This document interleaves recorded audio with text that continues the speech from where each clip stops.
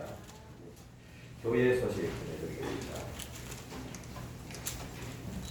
예배드리는데도 힘든 시간입니다. 교회 환경 집중자들은 모든 예배에 모범을 보여주시기 바랍니다. 우리 가정예배 각 가정에서 꼭 들어주시기 바랍니다. 다음 주에는 재직 헌신 예배로 드리겠습니다. 오늘 오후 1시 20분에 푸른 초장에서 비전회에 있습니다. 각 선교회장, 기관장, 교육부서장, 구역장, 그리고 본찰, 김영보 대표 참석해 주시기 바랍니다. 구역 모임 오늘 오후 예배에 있습니다. 새롭게 편성된 4개 구역으로 모이게 되겠습니다. 구역 예배 장소는 주부에 있습니다. 목적 등급, 선교 봉투 부재자 등급, 언제도 새로운 봉투를 알고 계시기 바랍니다. 성경 읽기에 공동에 많이 참여해 주시기 바랍니다. 이번 주 복지관 중식 봉사가 있습니다. 목요일 날 11시에 있습니다. 우리 전도 대원들은 10시까지 모여서 미리 준비해서 나가보겠습니다. 또 기부금 납입 증명서를 발급하고 있습니다. 필요하신 분들은 대표에 요청하시기 바랍니다. 성산 트리 오늘부터 다음 주까지 철거해 주시기 바랍니다. 교회 소식 있습니다. 이 시간 예배드리기 잠깐 우리 지난 한 주간 동안에 진지한 특별 새벽 기도를 했습니다. 새벽 기도를 하면서 새벽 기도 모든 우리 성도들이 다 힘써 참여했지만 특별히 열심히 참여하신 분들 위해서 우리가 작은 또 선물을 또 준비했습니다. 모두 한 번도 안 빠졌거나 한두 번 정도까지 이렇게 참고해서 선물을 기념품입니다. 기념을 잠깐 준비했습니다. 그 대상은 우리 김한은 관님, 박명주 장로님, 정숙 권사님, 강학기 권사님, 김명재 권사님, 김순례 권사님, 이영수 권사님, 최원수 권사님, 김태석 권사님, 이재순 기사님, 이영아 기사님, 박정 기사님, 이순덕 기사님, 총 13분이 되겠습니다. 그리고 또 특별 새벽 기도에 각 선교를 주관했습니다. 그래서 선교회에서 또 회원 대비 가장 또 출석률이 높은 또 선교회 대표로 또 경영하도록 하겠습니다. 에스더 선교회가 많이 또 이렇게 참여해서 또 주관을 잘 해주셨습니다. 그럼 이 시간 우리 대표로 개인 출석에 김한영 장로님 오셔서 하시고 또 선교회 참여 경력은 에스더 선교회 회장 나와서 하시기 바랍니다. 고맙습니다.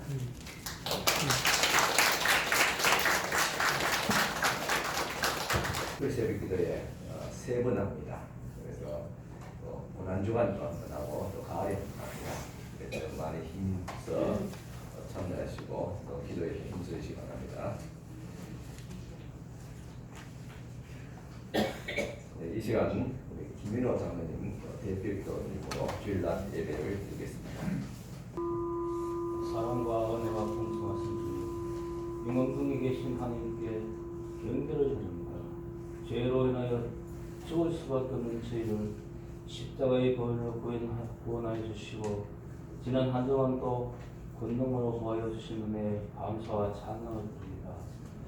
2023년 새해를 주신 주님, 올해는 저희들의 심령에 하나님을 향한 사랑을 더욱 깊어지게 하옵소서.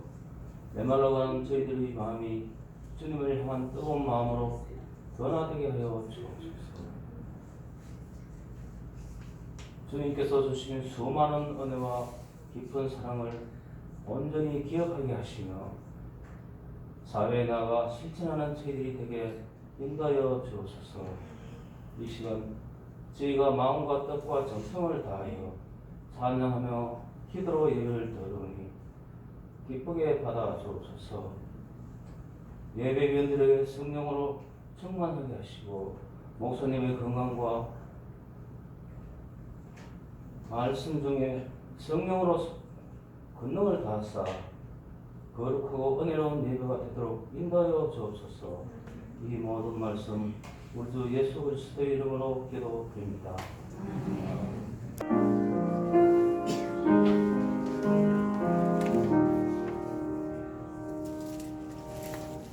찬송가 210장 찬송가 같이 하겠습니다.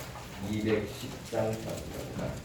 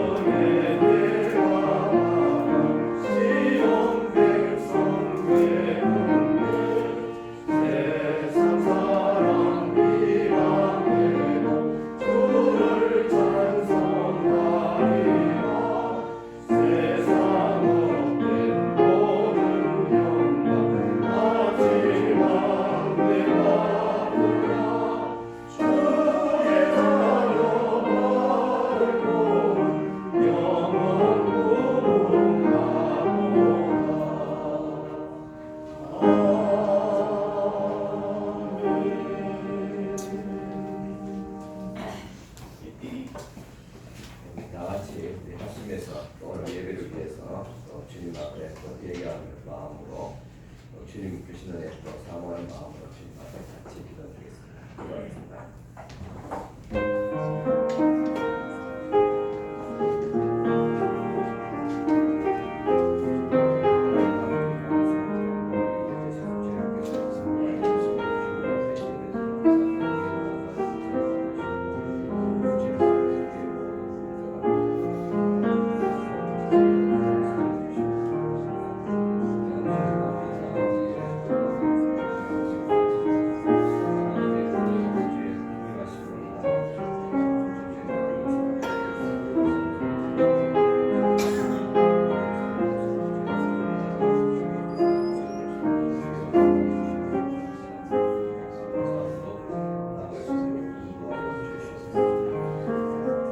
아버지 감사합니다. 오늘도 주님 앞에 나왔습니다. 또 성공한 마음으로 나왔습니다. 우리의 모든 우물과 죄를 이 시간도 그리스도의 십자가에 올려서 다시 한번 더 깨끗하게 씻음을 하고 확신케 하여 주시고 또 믿음으로 하나님의 은혜를 사모함으로 나왔습니다. 주님 이 시간 우리의 드리는 정성과 또 마음의 또 아버지의 정성을 주께서 기쁘게 받아주시옵기를 원합니다. 마음으로 감사하며 이 시간 물질로 또 주님 앞에 감사하며 귀한 또 예물들 드립니다.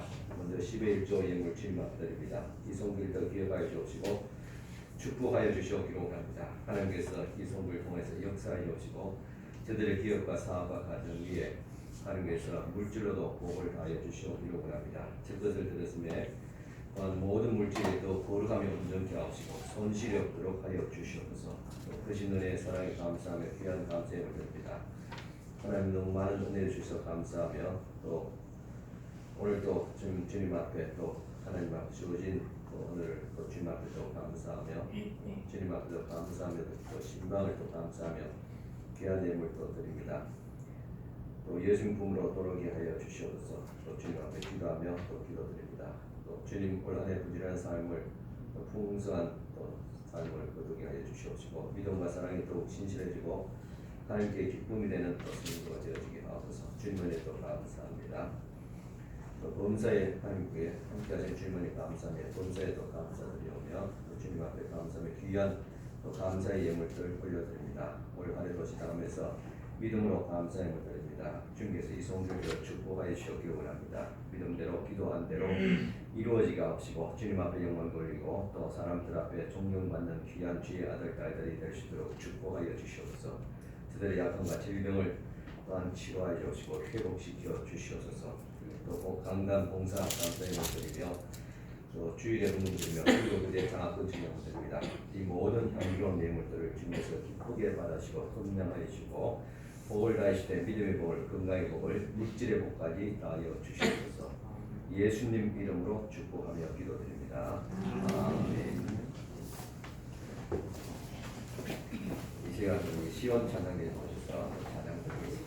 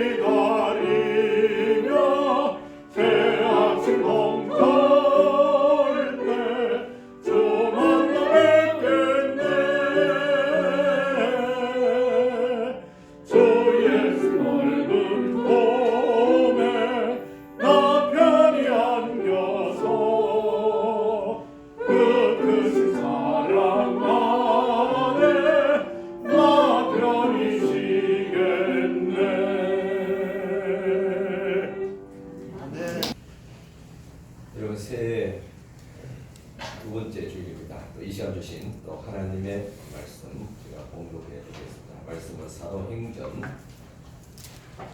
2장 42절에서 47절까지 말씀드리겠습니다. 사도행전 2장 42절에서 47절입니다.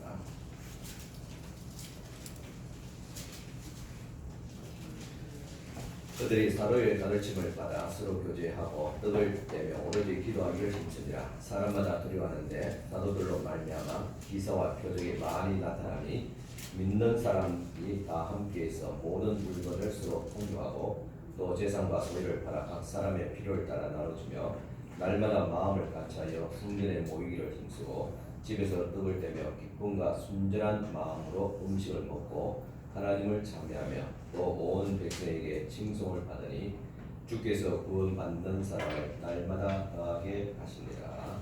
아멘. 여러분 새해 첫 주간 잘 지내셨습니까? 새해 또 새로운 마음으로 출발했지만 여전히 우리가 삶이라는 것은 그렇게 쉽지는 않는 것 같습니다. 여러분 삶에 있어서 지치고 또 힘들 때 어떻게 살아야 될지, 어떻게 신앙생활 해야 될지 몰라서 방황을 할 때 있습니다. 또 소위 멘붕이 올 때 있습니다. 즉 정신적, 신앙적 붕괴가 올 때도 있습니다. 요즘 목회하기가 사실 만만치 않습니다. 거기에다가 코로나 팬데믹까지 겹치는 가운데서 어떻게 목회를 해야 하는가 3년 동안 저도 많은 고민을 하면서 기도했습니다. 그때 생각나는 것이 바로 초대교회 신앙으로 돌아가는 것이었습니다. 금년에 저희 교회 표현은 성령으로 다시 초대교회로입니다. 이 초대교회 신앙으로 회복과 지속적인 성장을 위해서 나아가자는 것입니다. 오늘 이 시간 우리 초대교회 신앙으로 나아가는 7가지 일을 말씀드리겠습니다. 그런데 왜 초대교회로 나아가야 하는가? 왜냐하면 초대교회는 모든 교회의 시작이자 본이 되기 때문입니다. 예전에 우리 할머니들이 버선을 직접 만들어 주셨습니다. 그런데 이 버선에 본이라는 것이 있었습니다. 그래서 버선 모양의 두꺼운 종이로 이렇게 본을 만들어서 그 본을 쳐내놓고 이렇게 그립니다. 그리고 그것을 가위로 오려서 바늘질을 하게 되면 하나의 버선이 완성됩니다. 그래서 이 본만 있으면 시간과 또 재료만 있으면 얼마든지 많은 똑같은 버선들을 만들 수 있었습니다. 지금 우리는 이 코로나 팬데믹을 통해서 많은 변화들이 일어났습니다. 좋은 변화도 있지만 그러나 안 좋은 변화들이 더 많았습니다. 대표적인 것이 바로 개인주의, 세속주의였습니다. 이 개인주의와 세속주의는 말세에 나타나는 징조이기도 합니다. 앞으로 우리 한국교회가 10년 뒤에 맞이할 수밖에 없는 이 개인주의와 또 세속주의가 이 코로나 팬데믹으로 말미암아 3년 만에 앞당겨졌습니다. 교회 안에 개인주의와 세속주의가 만연하게 되면 어쩌면 교인들은 신앙생활이 편할 수 있습니다. 자기 생각대로 또 소견에 좋은 대로 그렇게 예배와 또 봉사 승기 모든 것들이 자기 뜻대로 하면 되니까요. 반면에 목회는 또 목회자는 더 힘들어집니다. 그런데 교인들이 편하다는 것이 결코 좋은 뜻은 아닙니다. 결국은 신앙이 변질되어지고 마지막 날에 구원을 받을 수 없기 때문입니다. 이는 개인주의와 세속주의에서 돌아서기 위해서는 바로 초대교회 신앙으로 돌아가야 됩니다. 거기서 다시 시작해야 합니다. 초대교회로 돌아가는 것이 내가 살고 또 교회가 사는 길입니다. 그런데 이제 초대교회 신앙 7가지 말씀드리기 전에 이 초대교회 신앙이 나와 무슨 관계가 있는가를 생각해 봅니다. 참 개인주의적인 생각을 가진 사람이라면 이 초대교회 신앙을 실천하는 것으로 통해서 회복과 그리고 지속적인 성장이 나와 무슨 관계가 있느냐? 교회의 회복과 성장이 우리 성도들 한 사람 한 사람 개인과 무슨 관계가 있느냐를 생각할 것입니다. 어떤 분은 목사님 이제 목회 후반부에 들었으니까 뭔가 이래 남기기 위해서 업적을 이루고자 하는 것이 아닌가 그렇게 오해할 수도 있습니다. 물론 목회자라면 뭔가 잘하고 싶은 욕망이 있습니다. 하지만은 제가 뭔가 이루고자 하는 그런 성취감보다도 성도들의 삶이 신앙이 회복되어지고 성장되어야 한다는 무거운 책임감이 앞서게 됩니다. 제가 어떤 성도와 면담하는 가운데서 그런 이야기를 들었습니다. 목회자가 신앙 회복을 위해서 당신은 어떻게 하면 좋겠냐는 질문을 하게 될 때 그 문제는 목회자가 할 일이지 왜 우리에게 묻습니까? 라는 대답을 했습니다. 맞습니다. 목회자가 성도들의 신앙 성장을 위해서 준비된 자입니다. 성도들은 목회자의 가르침과 인도에 순종하고 실천하면 됩니다. 그렇습니다. 교회를 통해서 성도가 회복하고 성장하는 것이지 성도를 통해서 교회가 회복하고 성장하는 것은 아닙니다. 교회는 그리스도의 몸입니다. 우리는 그리스도를 인하여서 삽니다. 성도들이 그리스도를 살리고 회복시키는 것은 아닙니다. 우리가 하나님의 은혜로 사는 것이지 우리가 하나님을 잊게 하는 것은 아닙니다. 그런데 어떤 사람은 내가 있음을 통해서 내가 뭔가 함을 통해서 교회가 잘 되고 내가 하지 않으면 안 된다고 생각합니다. 그런 마음과 생각들이 바로 개인주의고 세속주의입니다. 그러니까 초대교회 신앙으로 회복과 성장을 이루자 하는 것은 교회를 위한 것이 아니라 성도를 위한 것이고 그래서 여러분들이 순종하며 같이 함께 실천하면 됩니다. 그래서 회복과 성장이라는 것은 결국 우리 성도 한 사람 한 사람의 회복과 성장을 목표로 하고 있습니다. 그런데 여기서 우리는 초대교회 신앙을 말하는 가운데서 본문의 위치를 주목할 필요가 있습니다. 사도행전 2장 42절에서 오늘 본문 읽어진 47절까지 그들이 사도의 가르침을 받아 서로 교제하며 그걸 통해 오른지 기도하기 힘쓰며 7가지 교회의 어떤 표정들이 나타났습니다. 이렇게 되기까지 앞에서 제자들이 먼저 모여서 기도했고 그리고 성령께서 오셨습니다. 그 다음에 모이기를 힘쓰고 기도하고 가르침받고 교제하고 봉사하며 전도하며 기쁨이 충만했습니다. 그렇다면 순수대로 우리들은 과연 모여서 기도했는가? 우리에게도 성령이 오셨는가? 우리들도 이미 예수 그리스도의 이름으로 모였습니다. 그리고 기도했습니다. 그리고 성령께서 이미 오셨습니다. 누구든지 성령으로 말미암지 않고는 그리스도를 주라고 고백할 수 없습니다. 그러니까 이 자리에 그리스도를 주라고 고백하는 여러분들에게 성령이 이미 임했습니다. 그래서 이제 초대교회 신앙으로 돌아가자는 이야기를 할 수가 있는 것입니다. 먼저 초대교회는 모이기를 힘쓰는 교회였다. 그럼 모여서 무엇을 했냐? 가장 중요한 것은 예배에 힘썼다는 것입니다. 히브리서 10장 25절 보면 모이기를 피하는 어떤 사람들의 습관과 같이 하지 말고 오직 권하여 그날이 가까움을 볼수록 더욱 그리하자 했습니다. 모이기를 힘쓰자, 예배하기를 힘쓰자. 어떻게? 그날이 가까움을 볼수록 더욱 그리하자. 마지막 때 말세가 가까울수록 더욱 모이기를 힘쓰자 했습니다. 그런데 말세의 징조 중에서 뚜렷한 징조가 모이기를 피한다 그랬습니다. 그럼에도 불구하고 주님께서는 말씀하기를 모이기를 힘쓰라 그렇게 말씀하셨던 것입니다. 그러면 성도들이 모여서 무엇을 해야 하는가? 하나님 앞에 예배합니다. 모이기를 힘썼다는 것은 예배를 힘썼다는 말입니다. 질적으로 정성을 다해서 하나님 앞에 예배 드리기를 힘썼다는 의미도 있지만 수적으로 많은 예배를 드렸다고 했습니다. 심지어 주일날 그 당시 안식일날 모여서 하나님 앞에 또 예배 드릴 뿐만 아니라 저희 날마다 집에서 떡을 떼며 날마다 예배 드렸다. 그 주위에 이웃들과 함께 모이고 구역들 모이고 함께 항상 거의 매일 하다시피 모여서 예배를 드렸다는 말입니다. 어떤 성도는 주일날 예배를 드려야 하지만 주일 오후나 수요 예배는 안 드려도 괜찮다는 그런 생각을 합니다. 물론 안 드려도 되는 게 아니라 어쩔 수 없이 못 드리도 어쩌냐 그런 생각할 수 있습니다. 그리고 주일 오후나 또 수요 예배, 특별히 새벽 기도는 특별히 열심히 있는 사람들 또 책임 있는 사람들이 드리는 예배라고 생각하는 성도들도 있습니다. 그것은 잘못된 생각입니다. 우리는 열심히 모여서 예배해야 됩니다. 예배 생활은 신앙 생활의 기본입니다.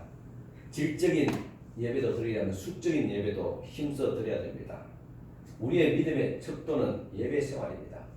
그래서 중직자라면 또 장로라면 적어도 주일 낮 예배나 오후 예배, 수요 예배는 꼭 나와야 됩니다.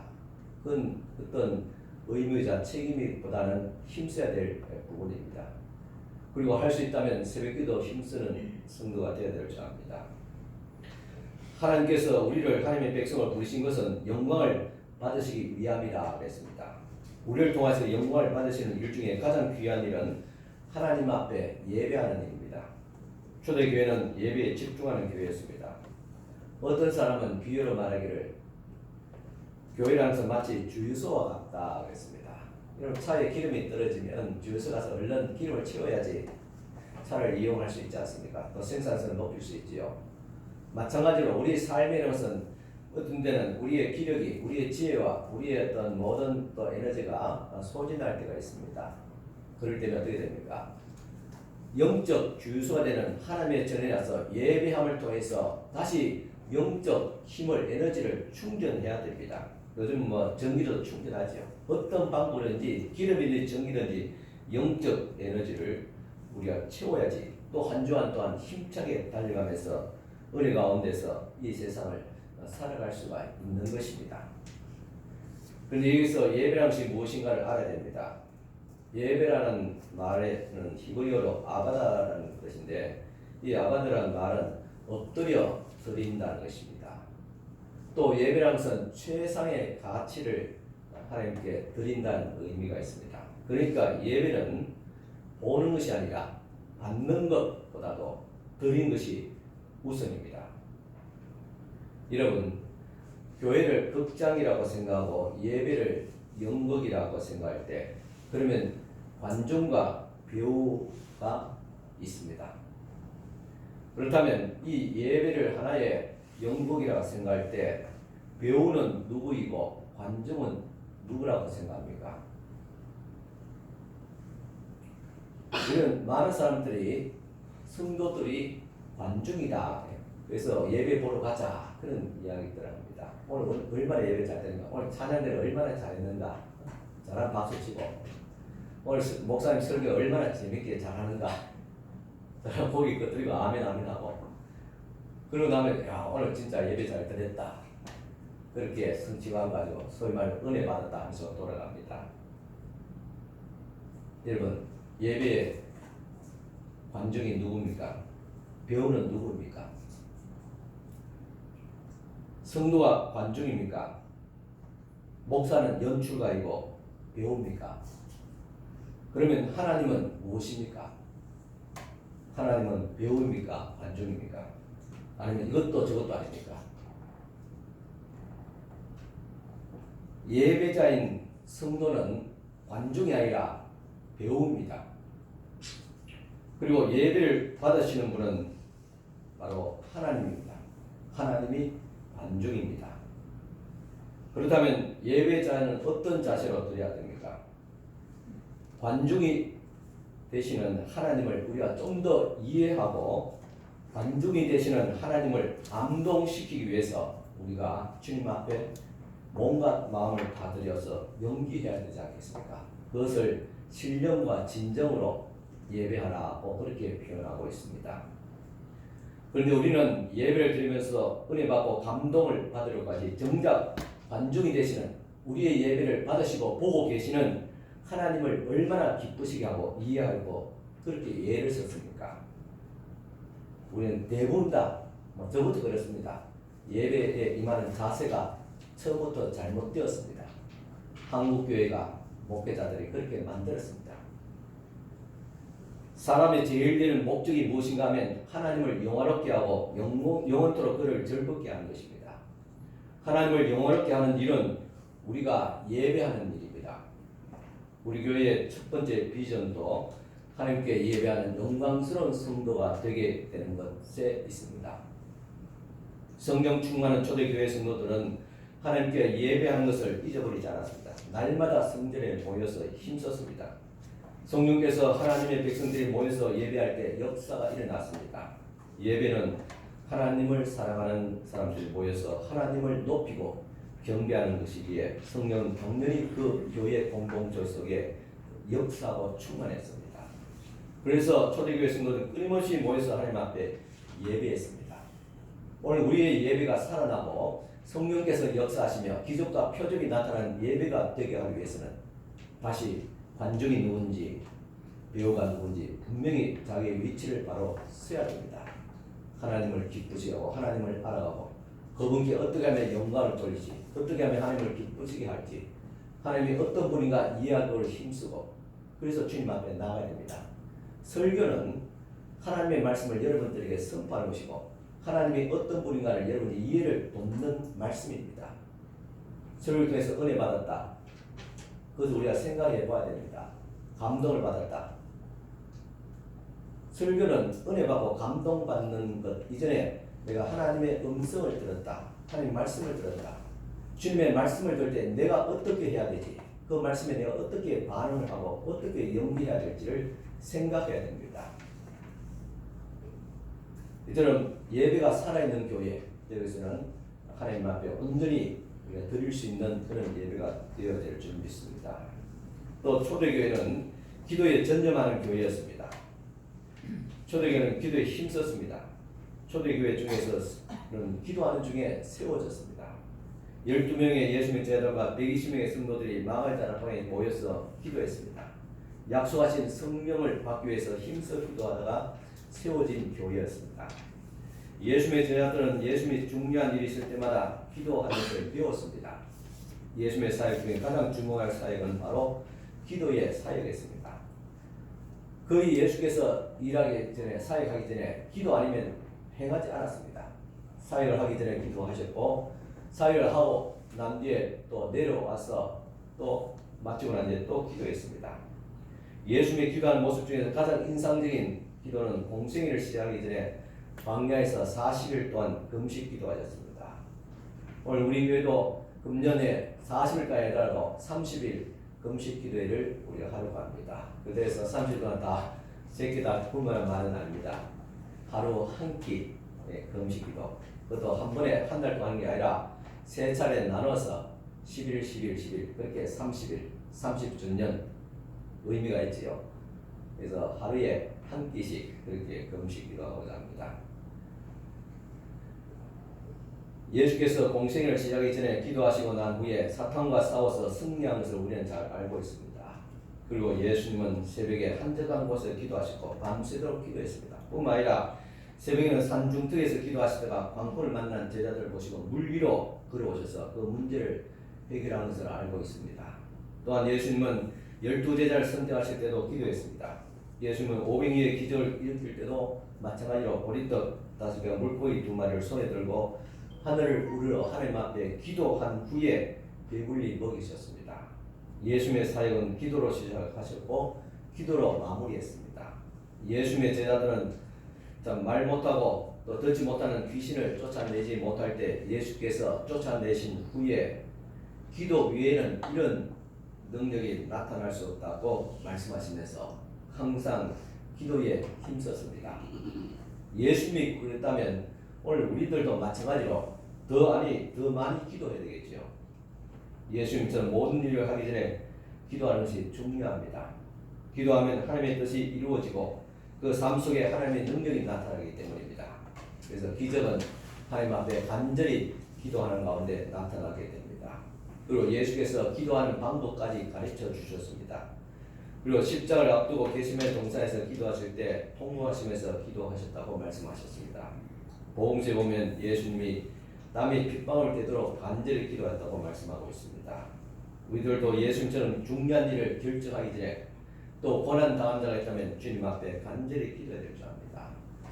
하나님 내 기도를 들어주지 않는데요. 그렇게 말하는 분도 있습니다. 하지만 진짜 우리가 피땀 흘려 그렇게 간절히 기도해 봤느냐? 그렇게 기도하고 난 뒤에도 하나님께서 이루어주는지 안 주는지 그렇게 받을 것이지 우리가 얼마나 힘써 주님처럼 기도했느냐를 우리 스스로 생각해 보아야 될 줄 압니다. 또한 하나님께 기도하면 우리에게 주어진 맡은 일들을 잘 감당할 수 있도록 주님께서 능력을 더하여 주시게 됩니다. 또 초대교회 신앙은 가르침을 잘 받은 교회였습니다. 초대교회 성도들은 사도들의 가르침을 따라 열심히 말씀을 배웠습니다. 그리고 그 말씀이 그러한가 싶어서 날마다 그 말씀대로 순종하며 실천했습니다. 우리 여기서 참 초대교회 신앙이 참 아름다웠던 것은 오순절날 성령이 동시에 임했습니다. 12명 제자는 물론이고 120명의 성도들에게 동일하게 성령이 임했습니다. 그렇다면 어떤 사람은 생각할 것입니다. 우리도 같이 성령 받은 사람인데 굳이 12사도의 가르침을 받을 필요가 있느냐, 그렇게 생각할 수도 있습니다. 사도들에게 이제 배울 것도 없다, 그렇게 생각할 수 있습니다.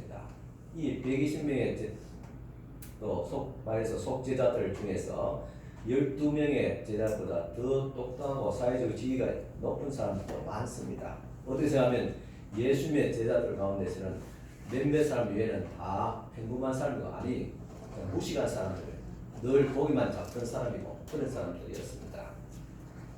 그럼에도 불구하고 저들은 하나님의 말씀을 배우기를 힘썼습니다. 사도의 가르침을 받았습니다. 배우는 교회, 공부하는 교회가 바로 초대교회의 첫 번째 특징입니다. 배운다는 것은 바로 겸손을 의미합니다. 오늘날 목회자도 이런 분보다 더 똑똑하지 못합니다. 다른 것은 가르치는 사명과 직분을 받았다는 차이입니다. 그래서 여기서 중요한 것은 겸손하게 배우려고 하고 인도함을 받으려고 하는 마음입니다. 겸손한 사람은 언제나 누구에나 고개를 숙이고 배웁니다. 이 같은 자세가 중요합니다. 하나님은 우리가 말씀으로 나아가면 나갈수록 더 풍성하게 다해 주십니다. 그래서 사도 바울도 에베소 교회를 향해서 그리스도의 사랑이 넓이와 깊이와 높이가 또 깊이가 어떤지 배워 알게 해달라고 기도했습니다. 하나님 말씀을 배우면 배울수록 무궁무진한 그 말씀의 맛을 깨닫고 느끼고 또 체험할 수가 있습니다. 또 초대교회는 교제하는 교회였습니다. 부활하신 예수님을 만난 사람들은 예수님께서 승천하시면서 약속하신 성령을 기다렸습니다. 전심으로 기도했습니다. 그러던 중에 오순절 날 하나님께서 약속하신 성령이 임하는 것을 체험했습니다. 이렇게 성령 받은 사람은 자발적으로 모여서 교회가 시작됩니다. 그런데 여기서 사도행전 2장에 보면 모인 이들의 출신은 다양합니다. 말과 문화가 다르고 사회적 지위와 성별도 나이도 다 다릅니다. 어떻게 이렇게 다양한 사람들이 하나가 될 수 있었을까?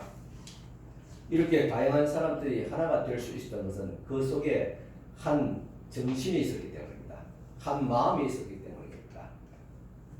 직분과 또 세대 차이가 난다 할지라도 또 여러 가지 사회적 신분의 차이가 난다 할지라도 정신이 같으면 사회적 신분 외적에서 문제가 되지 않습니다.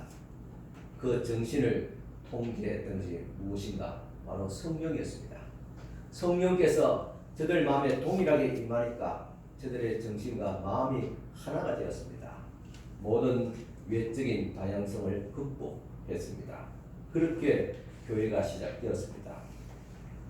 초대교회는 주로 가정에서 시작되었습니다. 가정에 시작된 의미가 있습니다. 가정에서 모여서 그 가정들이 또 더 모여서 한 구역이 되고 구역이 모여서 하나의 수백 명의 교회가 그렇게 수십 명의 교회가 되었습니다.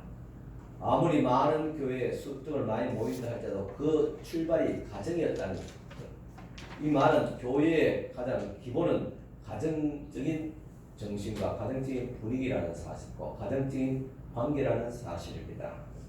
그래서 우리가 사람이 얼마나 모였던 수십 명이 수백 명이 모였던 교회는 가족과 같은 공동체라는 그런 정신이 있습니다. 가족은 모여서 사랑합니다. 그리고 서로에게 책임을 집니다. 그리고 서로를 위해서 봉사합니다.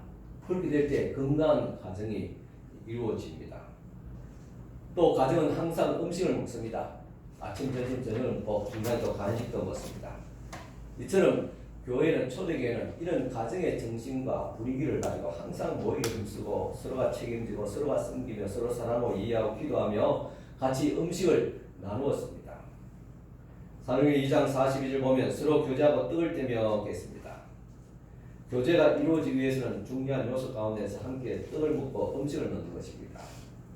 음식을 먹어야 우리가 속마음을 내놓고 깊은 이야기가 오고 간다는 것입니다. 예수님을 믿지 않는 사람들은 술을 마셔야지 마음속을 이야기할 수 있다고 말합니다. 그렇지만 우리 믿음의 사람들은 음식을 나누면서 차를 마시면서 같이 함께 우리가 교제를 하게 됩니다.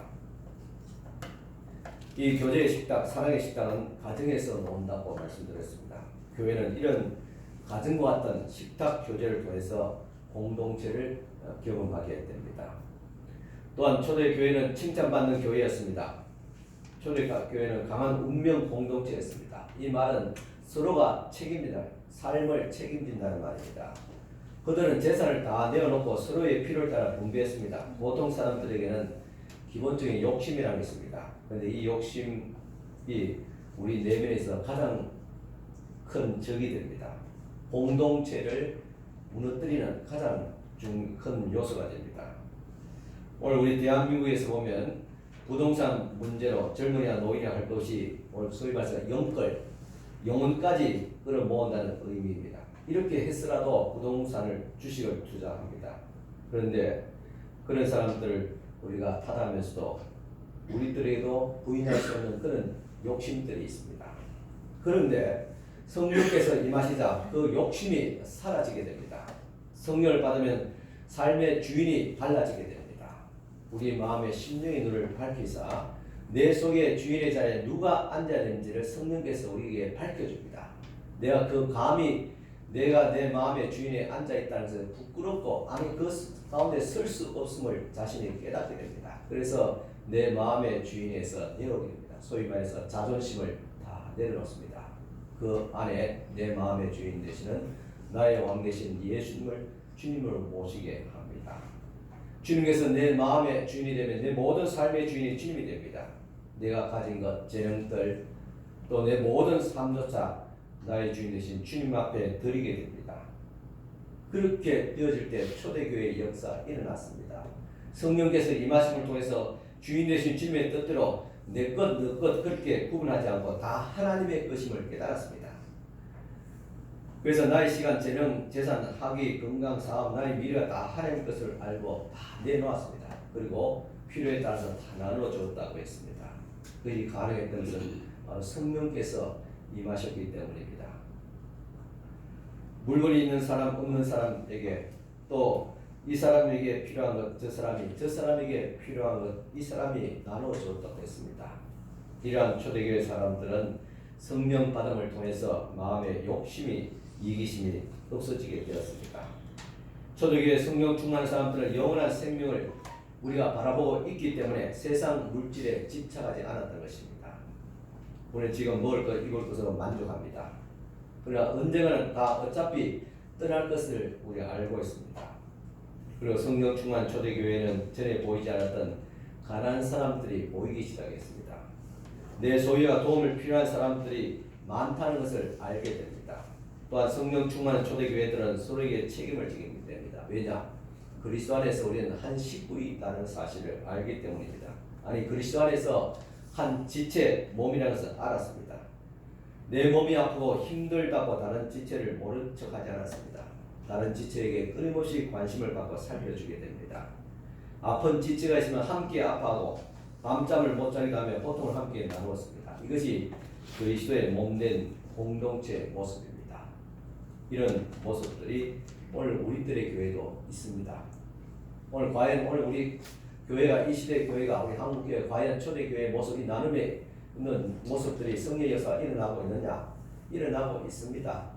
지난주에도 말씀드린 것 같이 우리가 각자의 형편에 따라 11조부터 해서 하나님 앞에 헌금을 드립니다.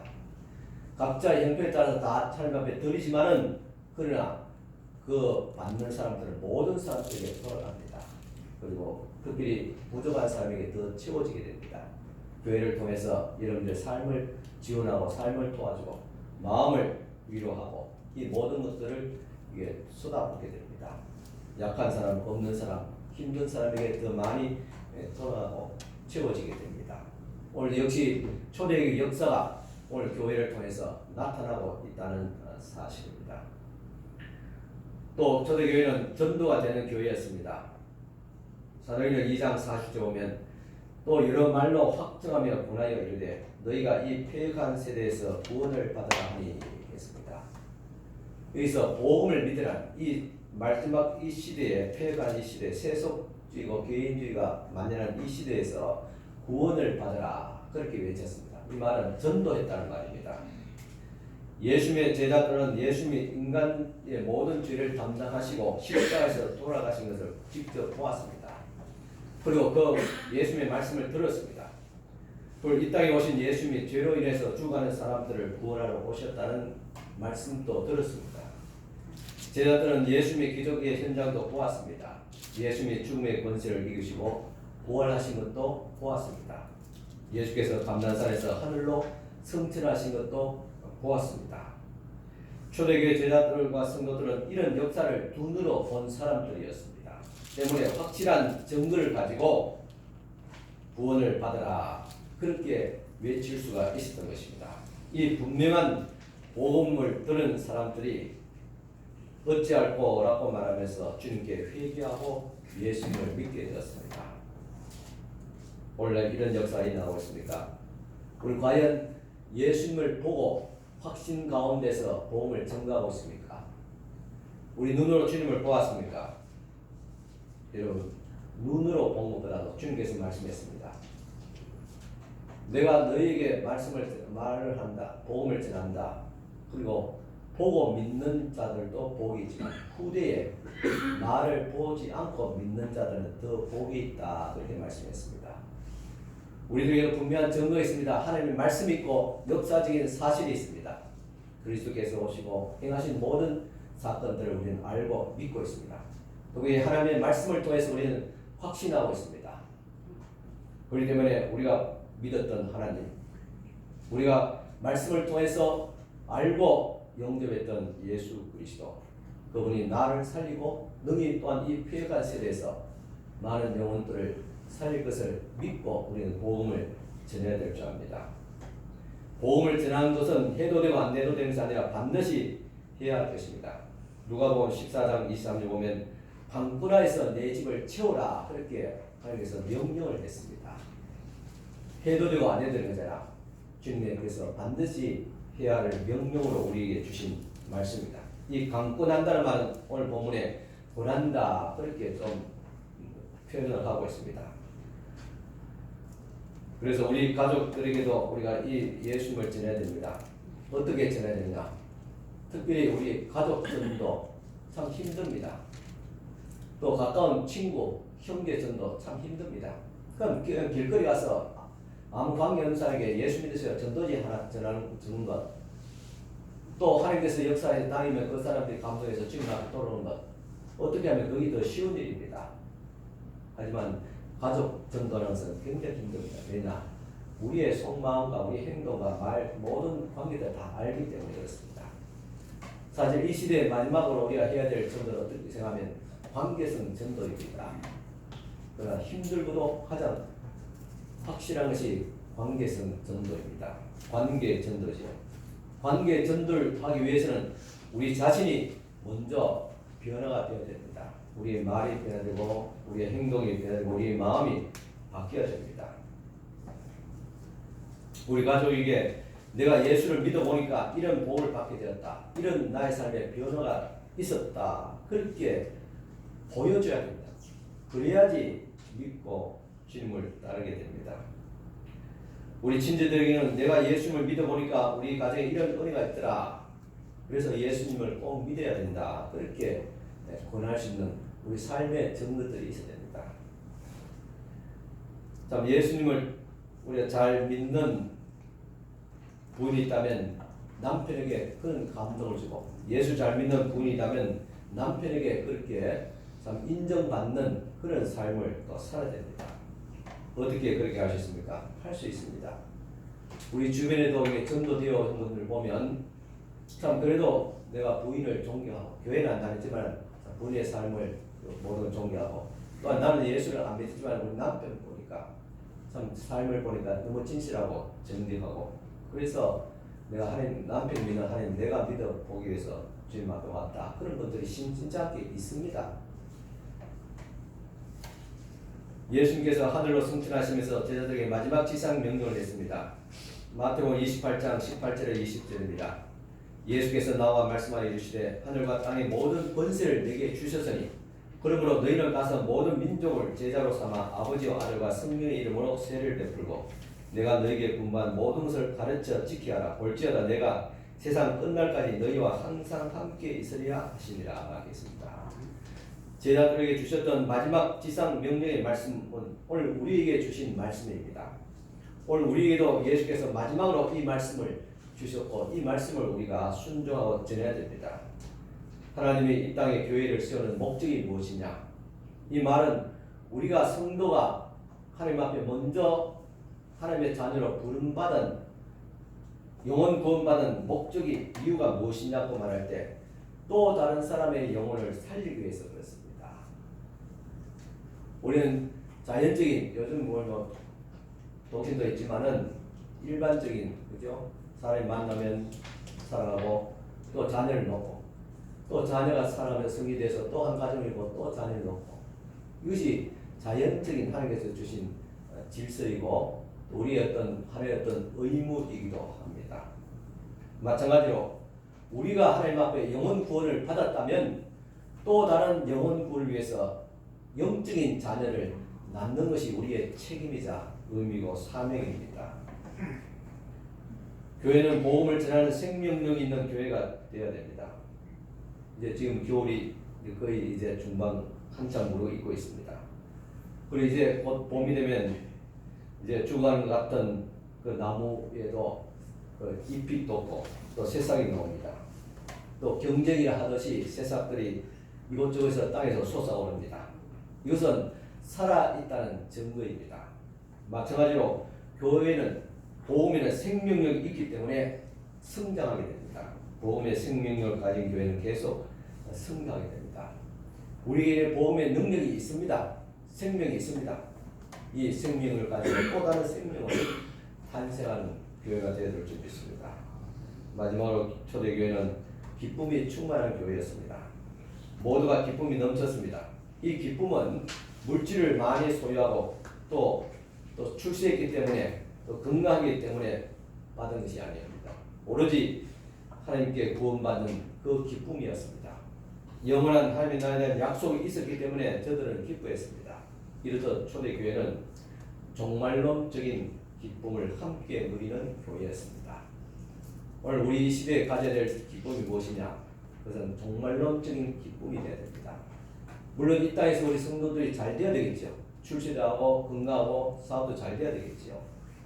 그렇지만은 우리의 궁극적인 기쁨은 종말론적인 기쁨, 구원받은 기쁨, 우리가 천국에 들어가는 기쁨, 이 기쁨을 가지고 있줄 압니다. 초대교회 신앙 그 교인들은 이 믿음을 지키기 위해서 살았습니다. 그리고 이 믿음이 있기 때문에 사실 그들이 가진 재산들을 탈취당하고 그리고 생명의 목숨까지 위협을 받았습니다. 그래도 저들의 마음에 기쁨이 있었습니다. 왜? 종말론적인 기쁨이 충만하기 때문입니다. 성도 여러분, 부흥하는 교회, 성령이 충만한 교회는 행복한 교회입니다. 교회에 나오는 모든가 이와 같이 구원의 기쁨 이 하나만으로 충분히 즐겁습니다. 성령 때문에 신령한 즐거움으로 충만하면 그 교회가 부흥하게 되어 있습니다. 기독교는 슬픔의 종교가 아니라 기쁨의 종교입니다. 하나님께서 우리 죄를 용서하시고 구원하시고 영원한 생명을 주셨다는 이 복음이 우리 가운데 있습니다. 이 복음이 바로 기쁜 소식입니다.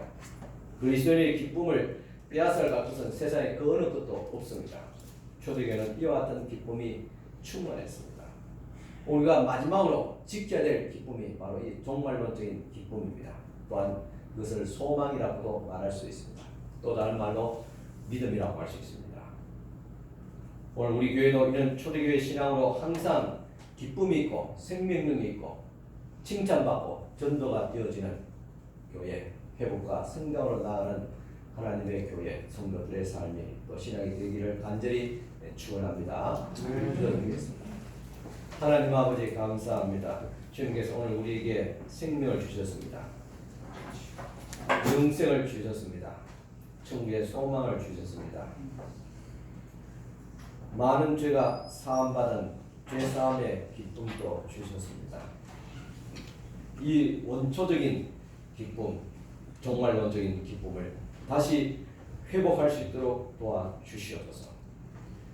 처음 신앙으로 다시 시작할 수 있도록 도와주시옵기 원합니다. 주님이 주신 이 귀한 생명을 우리가 누리며 이 생명 가운데 오는 신령한 기쁨으로 충만케 하여 주시옵소서. 하나님의 교회에 이와 같은 기쁨과 승리에 계속 교통하는 역사가 일어나게 하여 주시옵기를 원합니다. 이 어려운 코로나 팬데믹을 거치면서 우리의 신앙이 와해되고 또 우리 신앙이 세속화되고 또한 개인주의로 흘러가는 가운데 있지만 다시 아버지 하나님께서 주신 이 기쁨과 생명을 인하여서 다시 처음 믿음으로 다시 시작할 수 있도록 도와주시옵기를 원합니다. 하나님께서 보시기에 기뻐하시는 교회 또 하나님께서 받으시는 우리의 예배가 되어지게 하여 주시옵소서. 예수님 이름으로 기도드리옵나이다. 아멘. 다시 우리 찬송가 285장 285장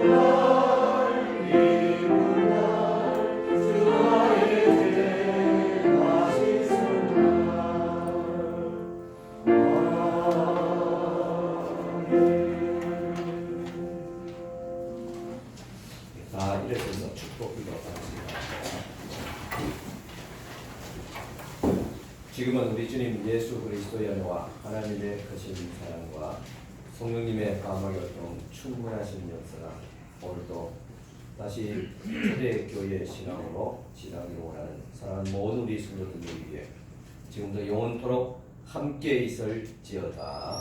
아멘.